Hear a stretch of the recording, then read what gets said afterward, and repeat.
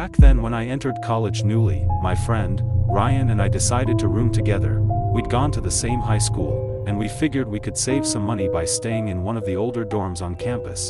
That dorm was called the Brick. Everyone said it used to be part of an old military building before the school converted it into student housing.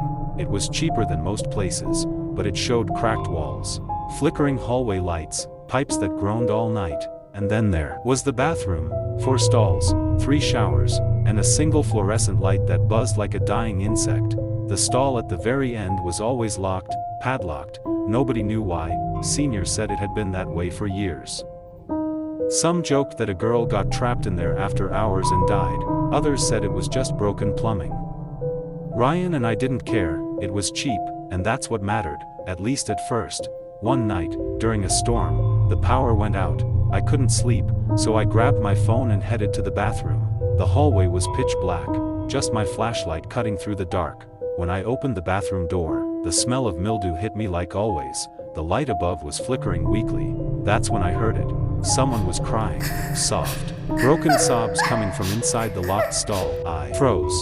Hello? I called out. No response. The crying just continued. I took a few cautious steps closer and aimed my light under the door. The padlock was still there, but I could see shadows shifting beneath the gap, like someone was standing just behind it.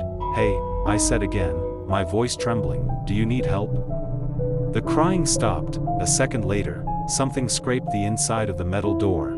Then again, slow, deliberate like fingernails. I ran out of there so fast I nearly slipped. The next morning, Ryan found me sitting on my bed, still half awake.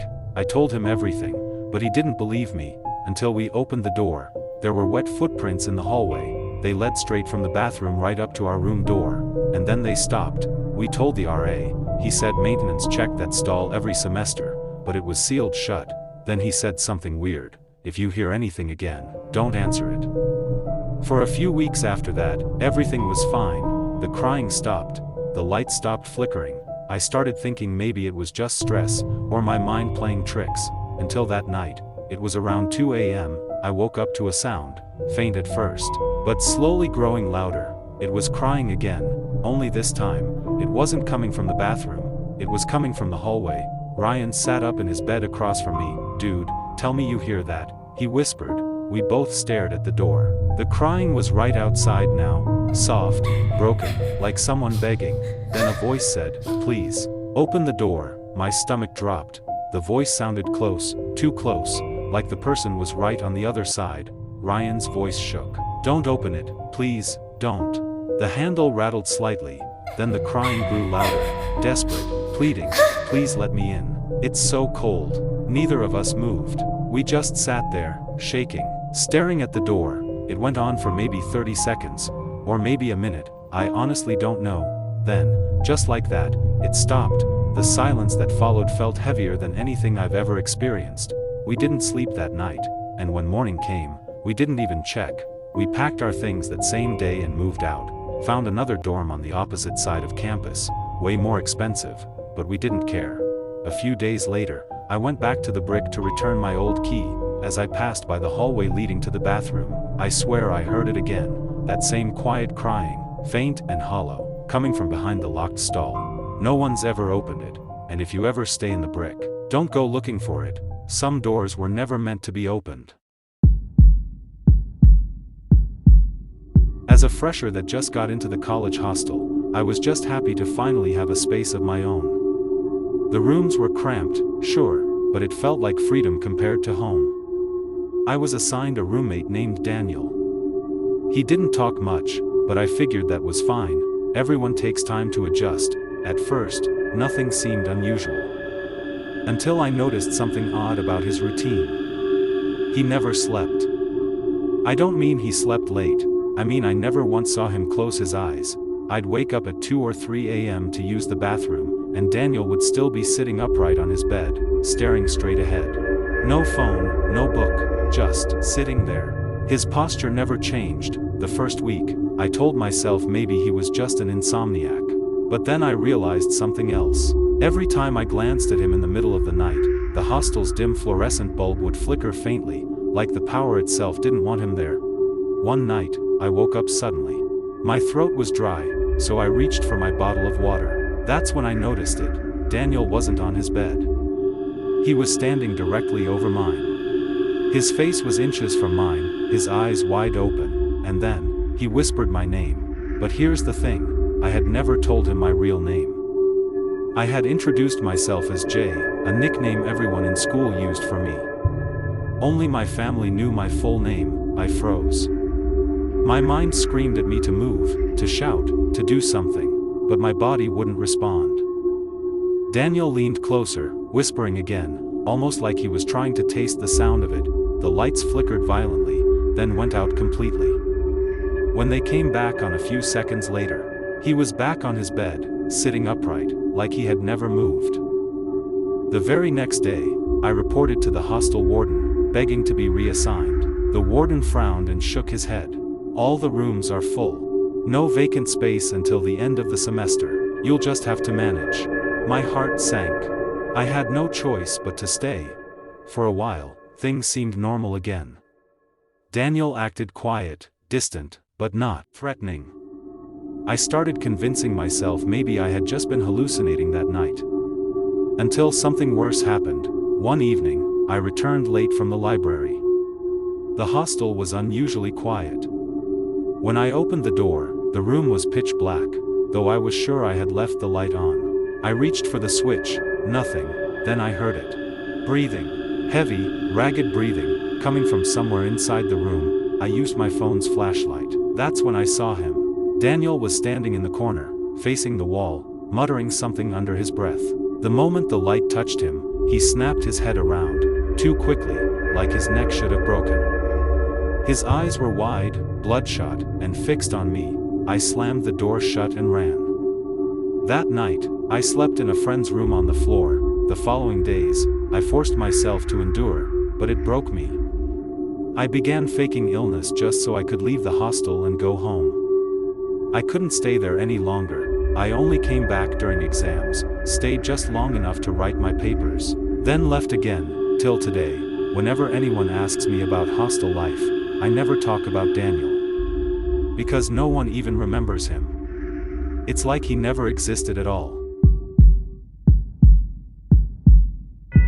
It started as one of those stories people toss around in dorm group chats just to mess with freshmen. Someone from the East Wing claimed they heard a bell around 12:30 a.m., a small one, like the kind teachers used for class attendance.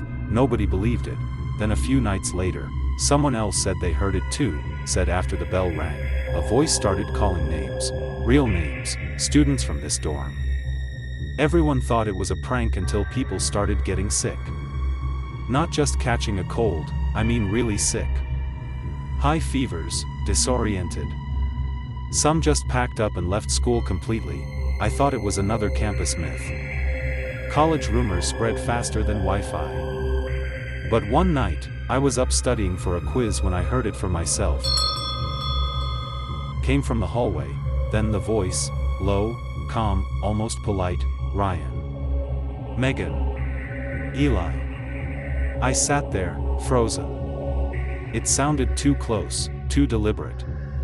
Then it said my name, Daniel. Every muscle in my body went numb. The bell rang once more and stopped. The next morning, I found out Eli, the guy whose name I heard right before mine, had been rushed to the hospital. High fever, barely responsive. That's when I realized it wasn't just a story. I skipped my morning classes, trying to convince myself it was just some creep trying to scare people, but the sound of that voice kept replaying in my head. It didn't sound human. It sounded old. That night, I decided to stay awake and record it. I set up my phone on my desk, facing the door. Jordan, my roommate, was out cold with his headphones on. 12:41 a.m. Nothing. 12:52. Still quiet. Then, at 12:57, the bell rang. 3 soft chimes. The air in the room got colder, my ears started ringing, like the sound was inside my head. Then came the voice again. Caroline. Mason. It was moving closer with every name, then it stopped right outside our door. Daniel. My phone slipped from my hand, the door handle rattled once, slow, deliberate, then silence. When I checked the footage the next morning, the video was there, but the audio wasn't. No bell, no voice, just me, staring at the door like a terrified idiot. That's when I realized, whatever it was, you couldn't capture it. By morning, I packed a small bag and told Jordan I'd stay with a friend for a few days. He thought I was being dramatic. Said the dorm was probably haunted by midterms, not ghosts. I didn't bother explaining. My friend Tyler lived off campus in an old apartment, quiet place. I figured I'd finally get some rest, and I did. Until 12:56 a.m., I woke up to the sound of the bell again. At first, I thought I was dreaming, until Tyler sat up. He'd heard it too. Dude, was that a bell?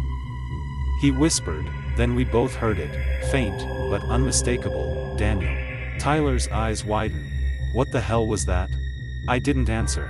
I just stared at the door. Waiting. Listening. The air felt heavy. Like someone else was in the room. Then everything went silent. That's when it hit me.